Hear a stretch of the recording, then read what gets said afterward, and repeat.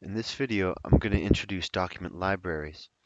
Now, we talked a bit about lists and libraries in previous videos, um, but really I was showing you more about lists. And libraries actually have a number of additional functionality because you're storing documents within them, but they function very much in the same way as lists. In fact, they are lists. So everything in the previous videos we talked about, with columns, views, a lot of these things they do still apply to document libraries. But there's a number of other features that you get when you use a document library. So first of all, when you open a document library, you see that you have the ability to drag files directly in. That's actually really useful. So you just open a browser up here, and you can just highlight a document and then just drag it to this area here, and it will just drop it straight into your document library for you. That's really great. That's new in SharePoint 2013. You couldn't do that before. Other major differences between document libraries and lists is if you click on the Files tab, which would normally be called Items in your list, you can add a new document, upload documents, but you have this check in and check out area here that you don't have with lists.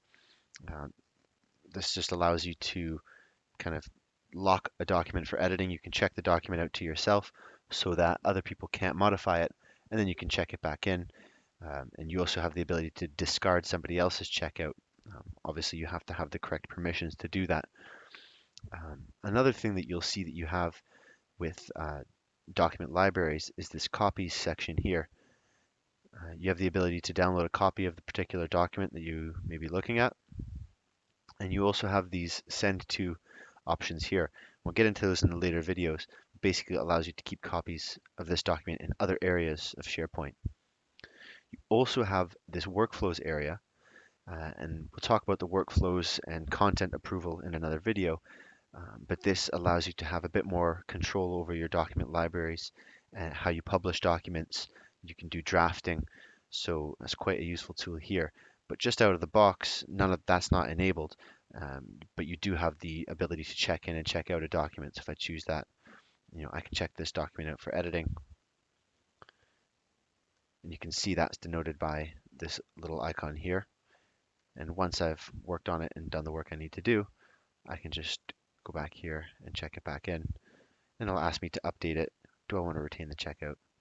I can add some comments, some notes about what I've changed, and I'll check that document back in. Also, if you go into the library settings,